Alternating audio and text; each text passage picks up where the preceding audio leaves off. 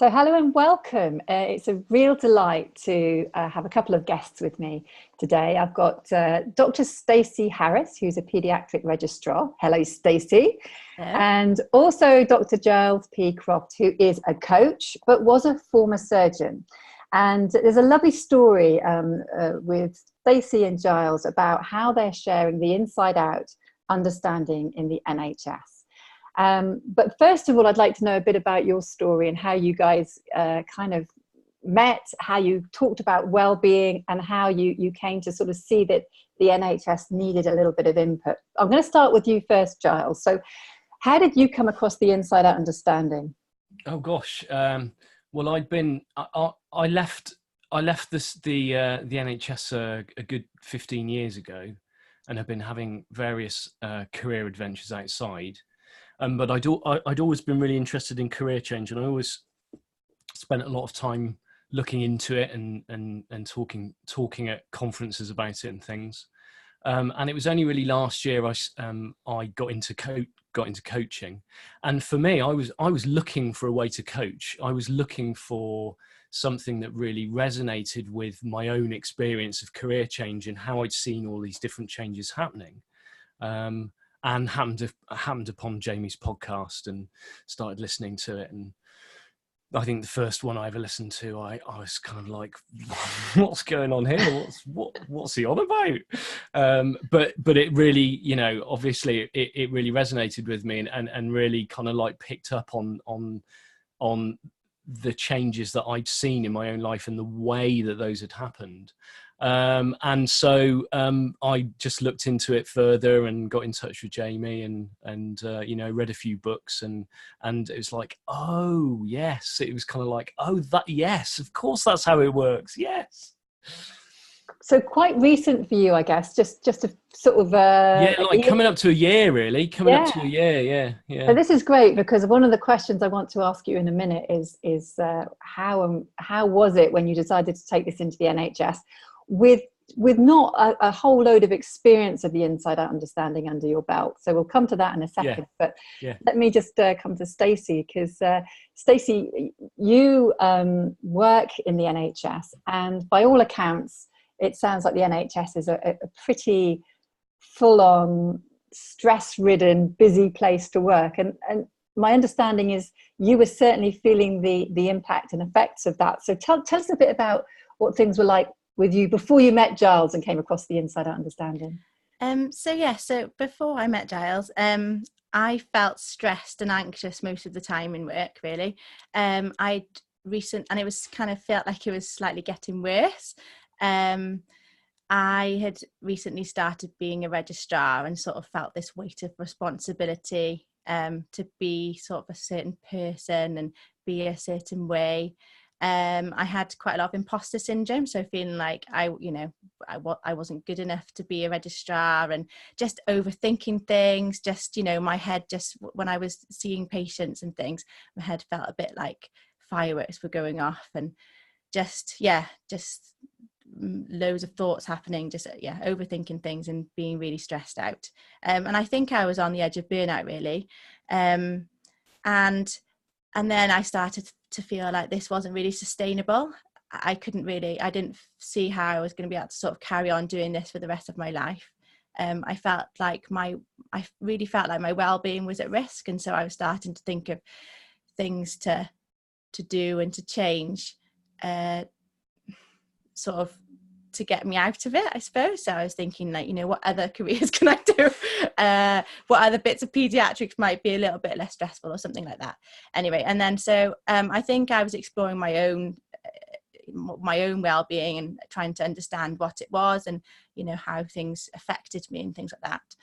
And I wanted to do something in work, because the place that I work is kind of renowned in our specialty as being one of the most stressful places to work. And so I was thinking, right, we're not going to, let's turn this around. Anyway, so I sort of thought, right, so let's do some well-being sessions, not having really any idea what I was going to be doing. but just have that. So I came up with that idea anyway. And then I met Giles.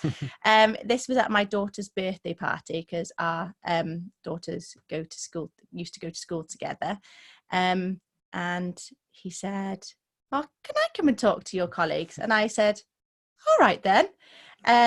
Not really knowing what I was getting myself in for. And then he said, "Well, before we do that, you need to come for a walk with me." And he does these walks and talks. So we went on a walk together. And it was pretty amazing, wasn't it? So what was that then? Yeah. What did you on the walk then, Giles? What's the idea of this talk then? Well, because we both live in Abergavenny, on the edge of the Brecon Beacons. So and I love hill walking, so I take clients out walking in the hills. For me, it's the most natural way to kind of like get people down out of their heads and away from the normal pressures of daily life and everything. And so we just went out for a few hours and just talked. Yeah, just I was confusing you a bit, wasn't I? So Stacey, what was that like? Did you come out confused? Did you come out going, "Oh my goodness, this is amazing"? How did you I was completely confused afterwards. I just remember him saying we walked through a field of bullocks at one point, and then you were talking to me about, I don't know, I can't even really it's all a bit of a muddle now when I try and think back, but I can just remember thinking, what is going on? Like, what is he talking about? And then we had to cross a stream, and he was talking about, I can't even remember what are you saying. I don't do any of these things regularly. It just kind of these learning opportunities came up. We walked into a field of bullocks, and Stacey instantly froze. Yeah, and you were like, I'm not sure. I don't like bullocks, Giles. I don't like them. So we did a little bit of coaching there in the middle of the field, and talked about where our feelings were coming from in that moment, and got through the field, and we had to come back through it again as well. Yeah, we did. Yeah, but I didn't know what he was on about at that point. So anyway. So this is interesting. So you've gone out for this walk with this chap that says, "Yes, I'd like to come and talk at these Wellbeing Wednesdays." So I'm kind of curious now. So you have this walk, I have no idea what he's talking about, but obviously something must have landed that you went. Yes, something was going in, but I didn't quite know what it was at the time. There was this one moment where, I did. So there was this one moment. It was quite late on in the walk. We were right at the top, and I don't even know why we just stopped and looked at the view, and there was a little bridge, and a stream, and I saw these bubbles, and I was like, I just sort of like everything sort of settled down, and I remember looking at the bubbles going, those bubbles are like thoughts, aren't they? Look, they're going and then they're popping. I'm just watching them go like this. And then Giles got all excited. I don't know why he was talking. I held it down. I was like, oh yeah. Oh, that's a really good I know, metaphor. But you could kind of tell that he was a little bit like, I was, what is going on? And then he took a picture of these bubbles, and then we started talking about singing, and I sang to him. And then, that was lovely. And we carried on going. I was like, still feeling rather confused afterwards, but so something was going in anyway. So then he sent me away with this book, didn't you? And I remember feeling a bit confused still. And then he said, "Read the book."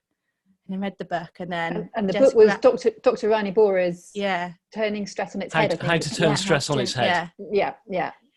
And I just remember like reading this book, and just things were just like fitting into place, and I was just like, oh my god. It's bloody hell, like this is it, oh my god. And like just like massive like sinking in moments, just everything seemed to like fit into place somehow. And so like pretty much as I finished the book, I messaged Giles to say, like, why didn't anybody tell me this before? Like, they should teach this to children. What else did I say? Like all these things. Like, just, oh my goodness me. Like, how I just couldn't understand why no one had told me this before. And then I remember just I went off to play tennis, and I just started playing tennis, and I literally like bounced to tennis. Like my mind just was like la la, like completely free, and I actually felt like a butterfly. And then you said that it was like being from a caterpillar to a butterfly. So I felt like a butterfly ever since. Well, that's a really beautiful story, and it takes us to the bit where you team up to give these Wellbeing Wednesdays, and you painted the picture before, Stacey. You know, busy staff, lots of responsibility. I would think a lot of them were a little bit like you were, lost in overthinking, probably a bit of imposter syndrome, lots of worries and anxieties about the future. And so you're saying, let's do these Wellbeing Wednesdays, and Giles comes along to do these talks. So Giles, you know, this is kind of, I would imagine if it was me, I would have a lot of thinking about doing this with a load of health professionals and what they were going to think about me. But that's my stuff. Yeah. What was it like for you before you went in and then doing exactly the same, Liz? Okay. Every time. Yeah. I'd done, because I'd been speaking for years, but that was very much my own stuff about career change, and it was all very much underpinned. It was, you know, like follow intuition and don't overthink things, but this was like all before the principles. And before I went to the hospital, I'd done literally one talk of my own about the inside out understanding, because I knew it was something that I had to get over. So I hired a local village hall and advertised it, took out like a Facebook ad, and I think there were 14 people there, and I think I knew 11 of them already, sort of, you know, friends and family really coming to support me. So that was all I'd done, and then are you going to talk about the first session, what it was like? Yeah, go on. He absolutely bossed it. It was totally amazing. It was just like, wow, how did he manage to get that across in the way he did? It was just beautifully done. He just absolutely rocked it. Go on. So as the observer, Stacey, what did you see that maybe had been communicated or had landed with people that had you go, wow, that was amazing? So obviously it's quite difficult to, like, I'm just talking about during the first session, it's quite difficult to know how it lands, but people were I think they were just in the room paying a lot of attention, looking like something was sinking in, but that's sort of it went really, really quiet. I mean, you could hear a pin drop, and my thinking kept wanting to fill that silence, you know. Wow. but I held back as best as I could. And I think here it's really worth saying that there's a quality of quietness and reflection when people start to reflect inwardly, isn't there? I don't know about you, but there's a different quietness where people are like, oh heck, how do I get out of this room? This is not what I want to be here for. And then a reflective quietness where people are actually in a space of, a bit like you maybe, Stacey, going, oh, hang on a sec, this is different. There's something different here. What is being said? So I'm assuming it was that kind of quietness. Yeah, I think so. I did. I had the presence of mind at the end. I mean, my heart was hammering in my ears most of the time, and but I did have the presence of mind at the end to ask how many people felt that over the course. It was an hour, wasn't it? That first one.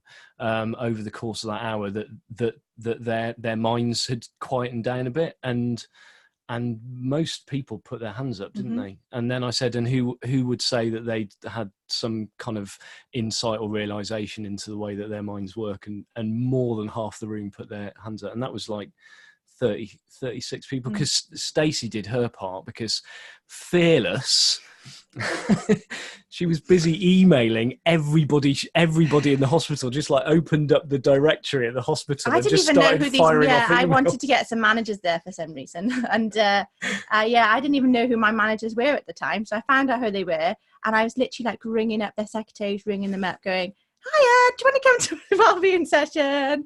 Like, you know, just trying to find everybody I could, really. So that was the first session. Yeah. And then you've had 4 further sessions, or you had 4 further sessions. And as you said, different shifts, different people kind of coming in. Yeah. So it's not like their success, you know, you probably can't lead one on from the other. So how did the other sessions go? And how did you manage those, Giles? It was, I mean, ideally it would have been the same group of people, but it really wasn't. I mean, on the 5th session, more than half the people in the room, it was the first session they'd attended. So every time I came, I had to do a little recap, find a way of recapping what we were talking about, like, so squish the inside out understanding into about 30 seconds. Here it is. Maybe draw a little picture on Yeah. on a flip chart.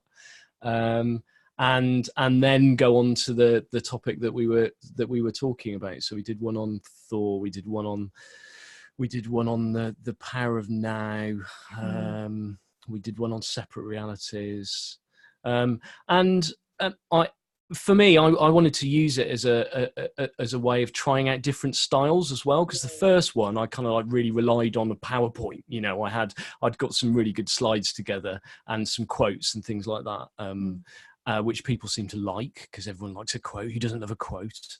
But then I'd never really had much, well, in fact, I'd never had any experience of running workshops. So I wanted to get people a bit more engaged. So I deliberately didn't bring my cable one week, so I couldn't use any technology at all, and just used a flip chart and tried to get people a bit more engaged. So we kind of like did a different thing every time, didn't we? We did like listening exercises most weeks. You know, get them talking to each other and listening to each other, just to get them doing something different, really, because it's all about just getting them thinking differently. Excellent. Well, I just love what I'm hearing with this, and I think there's a mixture of things that I'm left with. Is that, Stacey, you saw something really profound for yourself, that you just naturally wanted to have that others might share that experience that you had.